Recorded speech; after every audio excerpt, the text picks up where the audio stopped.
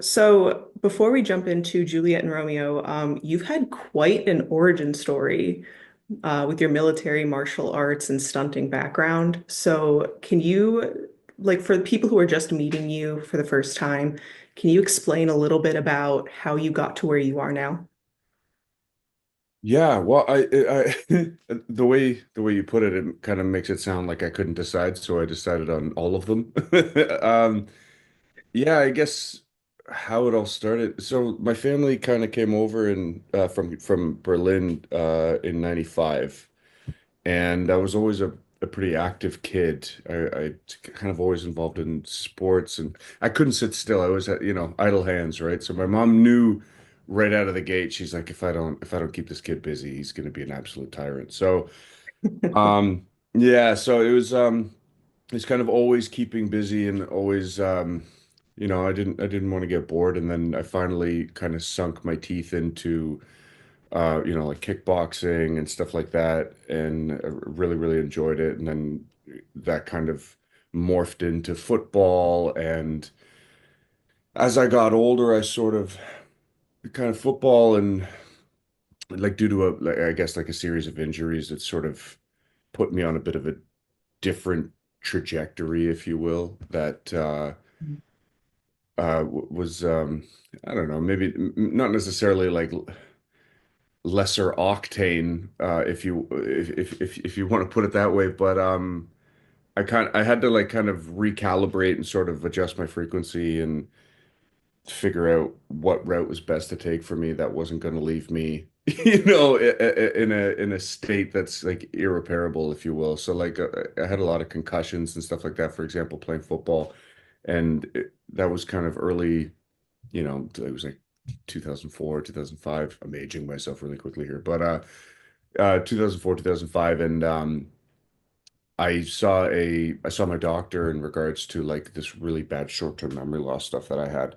And he was like, "Well, keep going, keep playing, drool on your kids when you're 30, and or find something else to do." And I was like, it was just this like it was kind of in it was exactly what I needed. I'm not a read between the lines kind of guy. As many lines as I read, I need it kind of in my own life. I need it like presented to me very, very bluntly.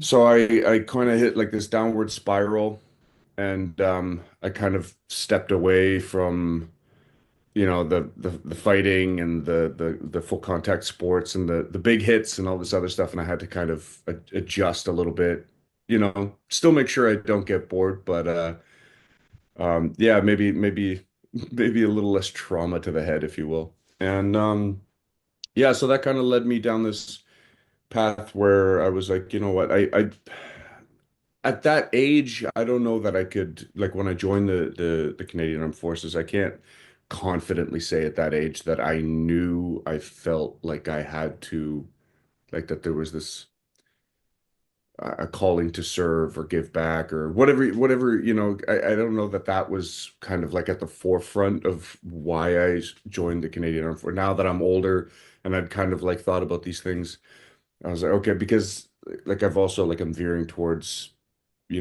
I've recently joined with Resilient Kids Canada in regards to like the charity and the giving back aspect of it. And I was like, oh, okay, I see the trajectory. And as I get older, I also understood sort of the assignment, if you will.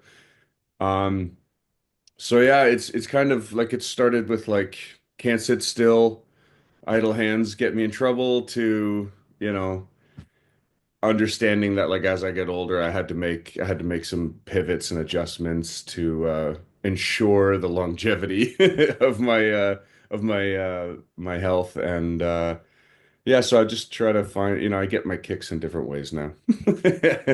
Really intense like cooking sessions and riding my motorcycle. But that's, I guess, in a fast forward version, that's sort of the how I ended up where I am today. I was right when you said you had quite an origin story. Yeah, it's not boring, fortunately. And now you are starring in Juliet and Romeo, which of Hmm. course we all recognize typically as Romeo and Juliet. So what are we in for with this film? Wow. How much time do we have? It's such a loaded question. I guess the we're in for a similar. I mean, if you take a look at the past versions of Romeo and Juliet, or Juliet and Romeo in this case, there's been multiple adaptations in a sense that, like, the Leonardo Claire Danes one, it's kind of like modern day with Shakespearean kind of literature, and then you have Juliet and Romeo, which is kind of essentially set back in 1301, but musical and big and bold and a little less like beautifully chaotic, if you will, a little more like fight for love in a musical manner, this like pop opera kind of uh uh uh, uh what am I it's still early here. I haven't finished my coffee. Just sort of like it like adopted this like pop opera kind of, help me out here. Persona, Musical? this like, yeah, it's like this, it's this suit of pop opera that it's now wearing and that it's been called. And so I guess we can expect I a lot of foot tapping, a lot of head nodding. When I watched it the first time, it was a lot of foot tapping, a lot of hand tapping. So yeah, this version of it is it's gonna be bold, it's gonna be big, it's very beautiful. I mean, even like when it was really wild because after having watched it, I was like, that's like what it looked like when I was on set working. So it was really wild that like it translated as beautifully on screen as it did sort of while I was there. Um, That's cool. so, yeah, it was. And so it's a lot of fun, you know, you really enjoy rooting for the couple and Paris, of course. Yeah, speaking of Paris, it's been quite a while since I've read the play or have Mhm. watched any sort of adaptation of it. So, who exactly is Lord Paris? Oh wow, Lord Paris. I guess in a nutshell, Lord Paris is or Count in the original is the gentleman suitor who was sort of arranged to be married to Juliet in the play. He's Hmm. kind of quiet. He's a romantic, if you will, but he's sort of, I guess, like in the original plays, sort of out of touch or not clued into what Juliet actually wants. It's a little bit more about like structure and this is sort of the crossing the T's and dotting the I's of like getting married, having that arranged, moving on. You know what I mean? And then that's sort of like Paul Rudd has kind of stepped into that, and he's done an adaptation of Paris as well. And then when I spoke with Tim, we had an idea that like because of this version of Romeo or Juliet and Romeo and Juliet was kind of flipped on its head and sort of massaged into this big, beautiful, bold musical.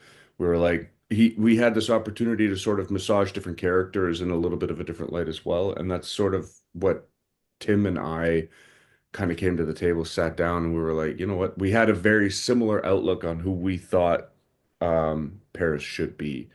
So instead of still like not necessarily not a romantic, but a little bit rougher, a little bit there's a little bit more bravado with this version of Paris, whereas like in the previous versions of Paris, he's a little more tame, a little more clued out. Um, and yeah, so we took a bit of a different approach to this particular Paris, a little more head of the family type of character. But yeah, he's in a nutshell, long story short and a short story long, he is the gentleman who is supposed to marry Juliet, and his Paris house is supposed to essentially merge with the Capulet house, um, Hmm. for political and family reasons. Gotcha, gotcha. Um, so when you went into audition for this, was this the role that you had intended on playing? What was the audition process like for you, I guess, is what I'm asking.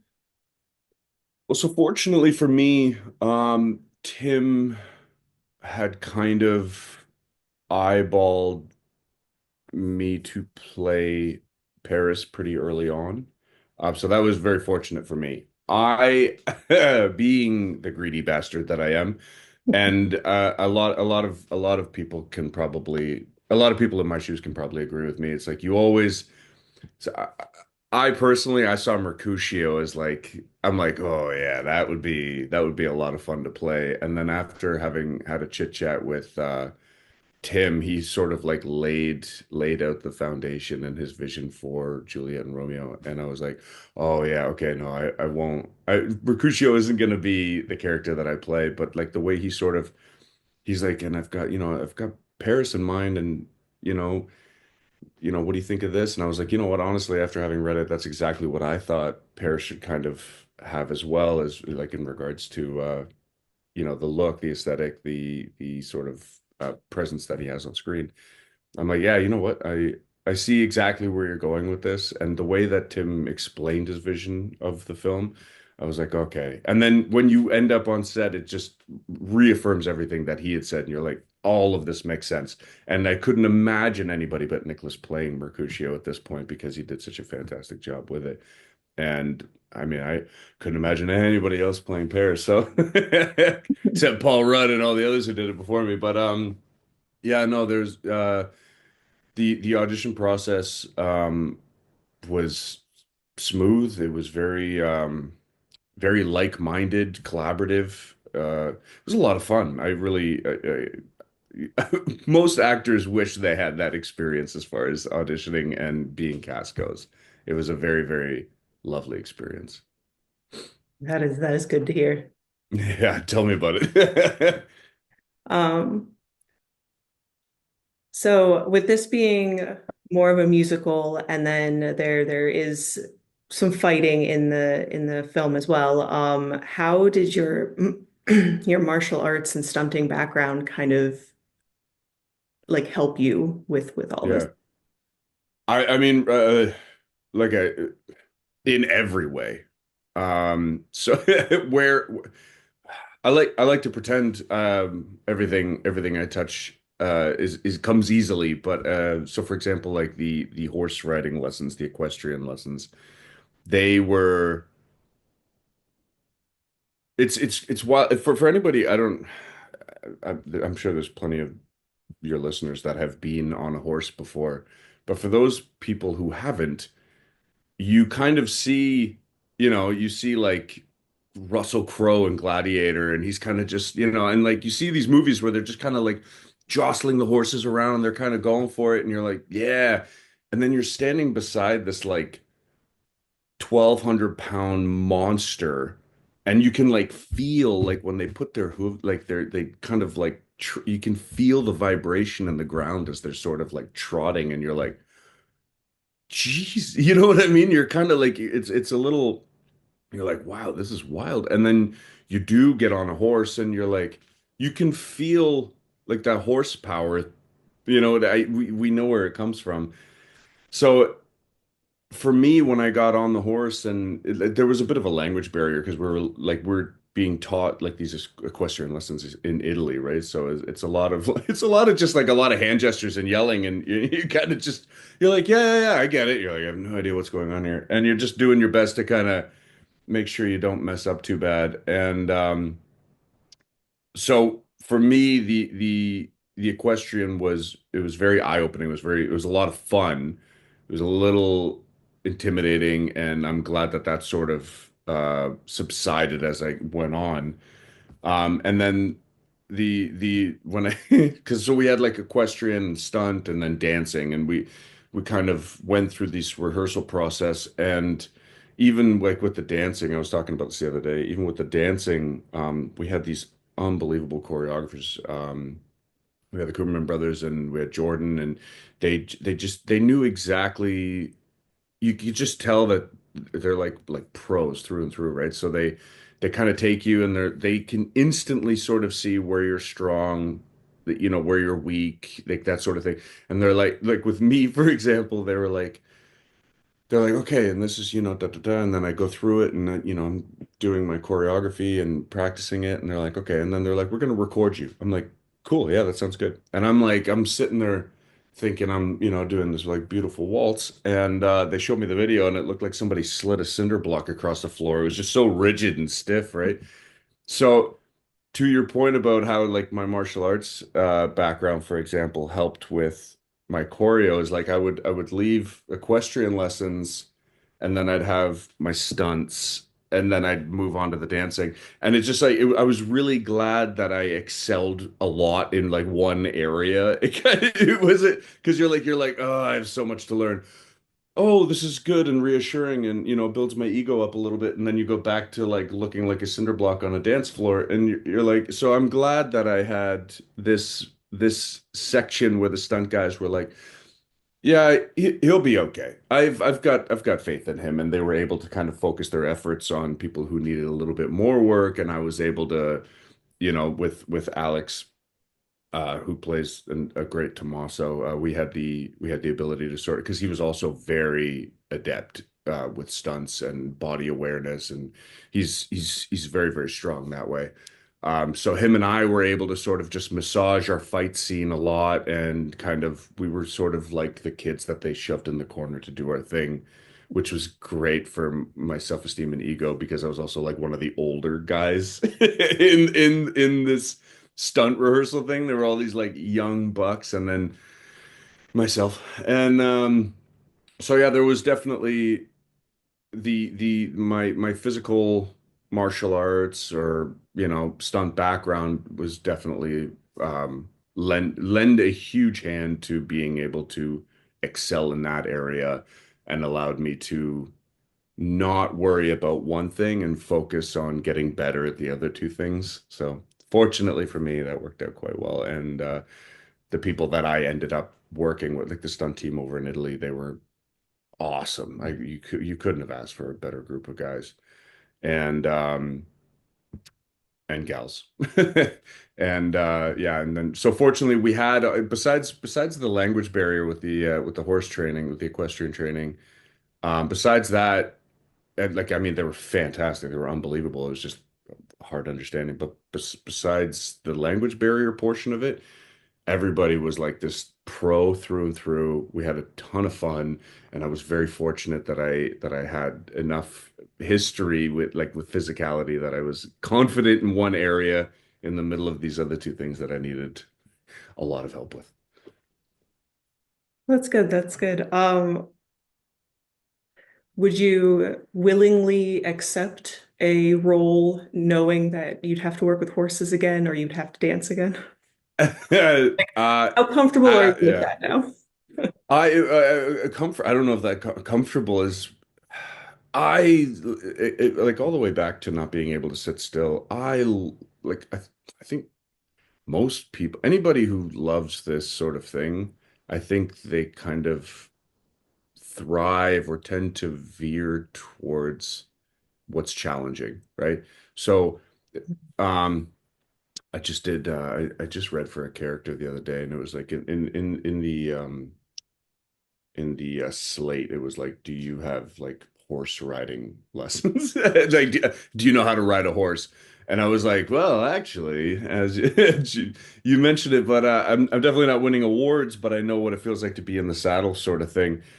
Yeah, no, I encourage sort of like I've had like just thinking on it now, I've had so many different kind of jobs and so many different experiences getting to where I am in my career now that yeah, I would almost encourage those challenges like, riding a horse or, dancing, I'm a ballerina, but only in my bathroom. So yeah, I encourage all the challenges that kind of come along with it for sure. Absolutely. Sort of, it's something you can add to the resume or just say that you did it, even if you did it poorly. True, true. And at the very least, it makes for a good story. Hmm. Yeah, exactly. Awesome. So my final question is, what are you Make it a most, good one. what was that? Make it a good one.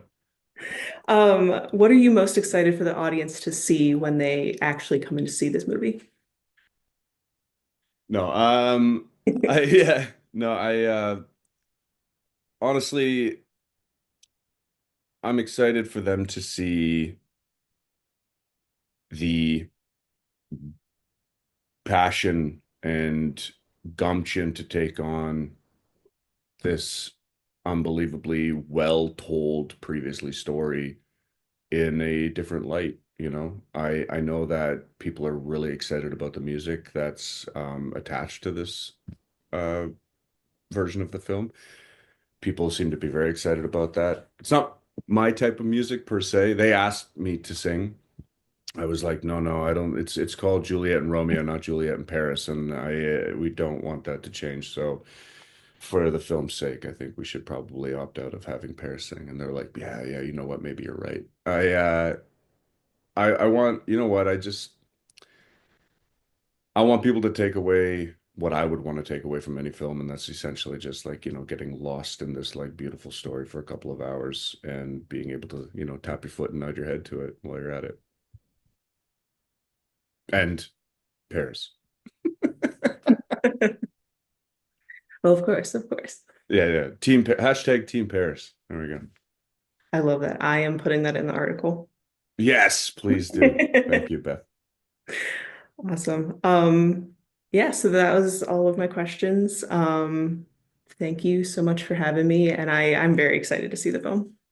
I'm very excited for you to see the film, and thank you so much for having me. I really appreciate your time.